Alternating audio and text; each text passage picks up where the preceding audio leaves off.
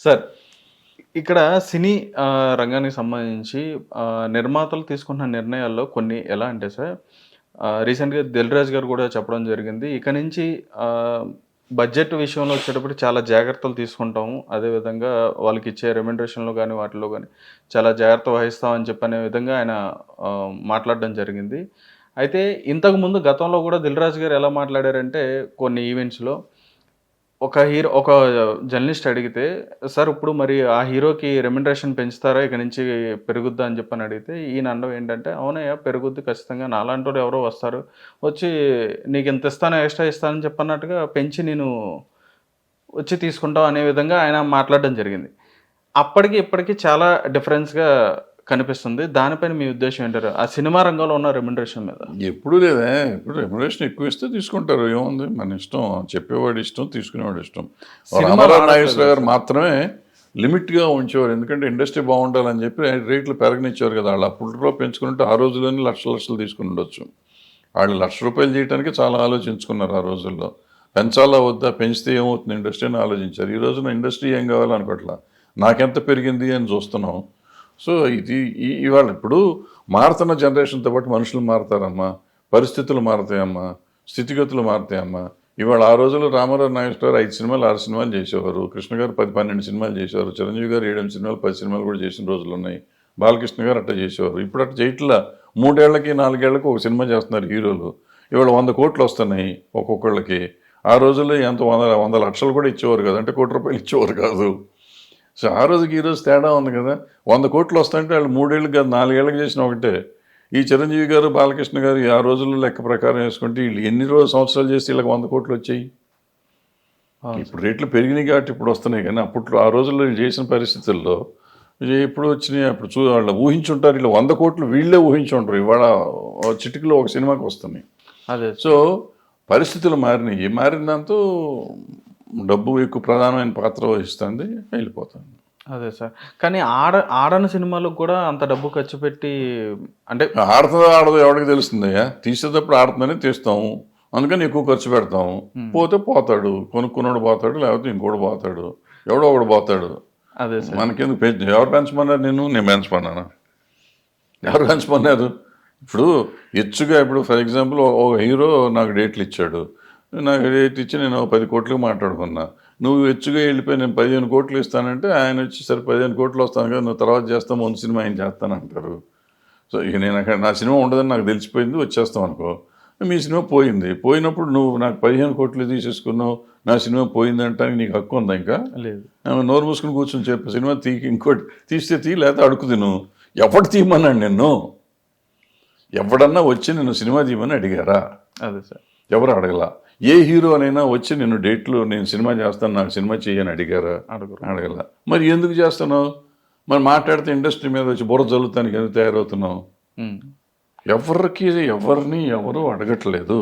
ఎవరిని చేయట్లేదు. ఈ ఎందుకు సమస్యలు ఏంటి? నీకు ఇష్టమై నాకు ఇష్టమై నేను తీసుకుంటున్నా అయిపోయింది.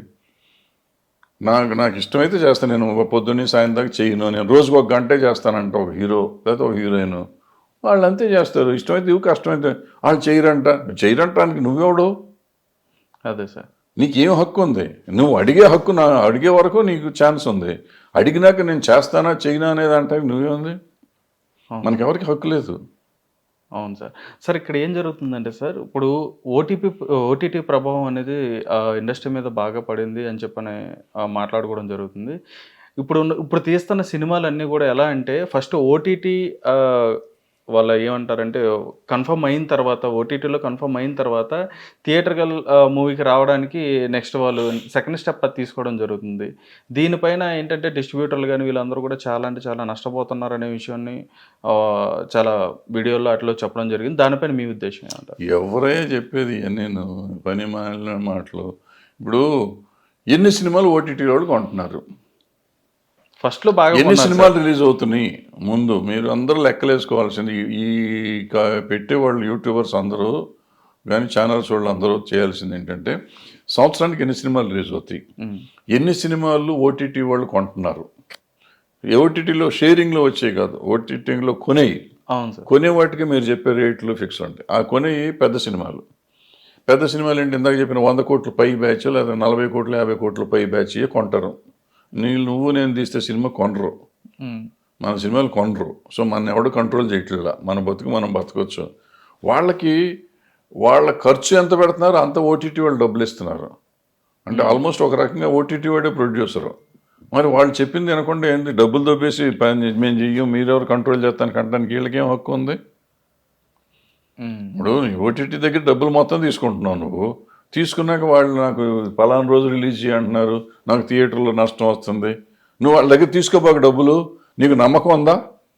సినిమా మీద నమ్మకం ఉంటే సినిమా రిలీజ్ అయ్యి థియేటర్లో 100 కోట్లు 1,00,000 కోట్లు సంపాదించు, నీ ఇష్టం. సంవత్సరం తర్వాత ఇస్తానని చెప్పు.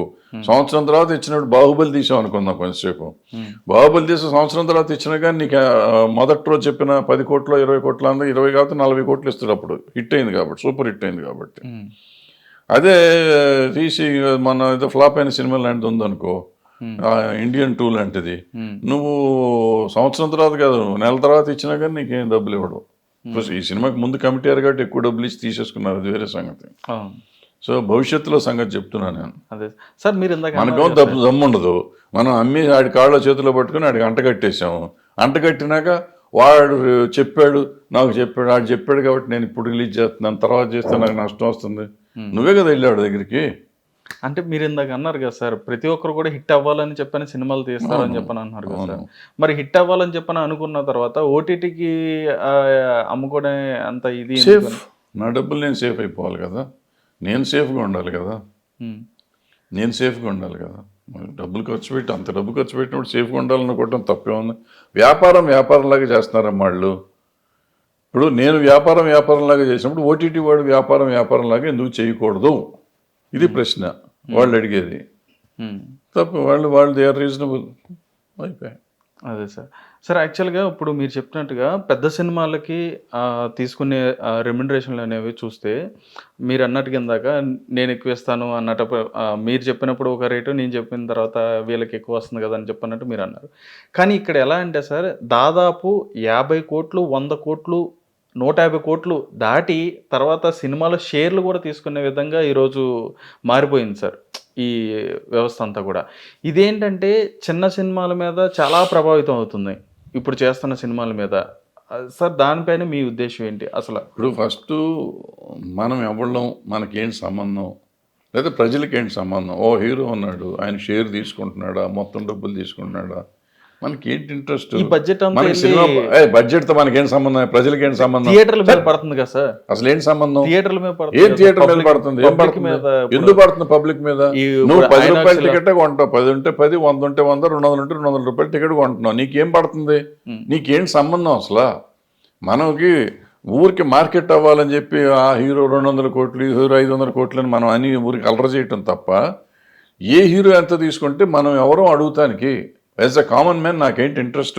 ఆయన తీసుకుంటే మనకేంటి, తీసుకోపోతే మనకేంటి, ఫ్రీగా చేస్తే మనకేంటి, డబ్బులు తీసుకుంటే మనకేంటి? మనకి ఇంట్రెస్ట్ అయిన సబ్జెక్ట్ అది.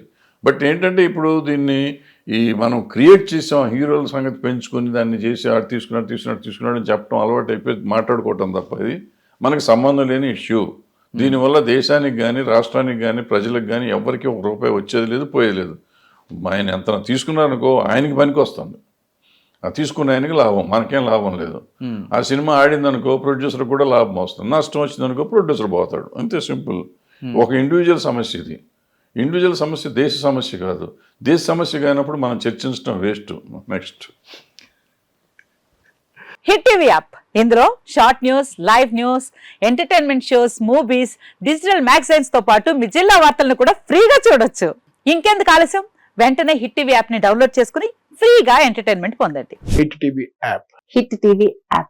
Please download hit TV app. Hit TV app ని ఫ్రీగా డౌన్లోడ్ చేసుకొని ఎంజాయ్ చేయండి. మీకు నచ్చిన ఎంటర్టైన్మెంట్ కోసం హిట్ టీవీ యాప్ ని ఫ్రీగా డౌన్లోడ్ చేసుకుని ఎంజాయ్ చేయండి. హిట్ టీవీ యాప్ ని డౌన్లోడ్ చేసుకుని ఆస్వాదించండి, ఆశీర్వదించండి. ఇంతమంది సెలబ్రిటీలు హిట్ టీవీ యాప్ ని డౌన్లోడ్ చేసుకోండి అని చెప్తున్నారంటే ఎంత మంచి యాప్ ఆలోచించండి.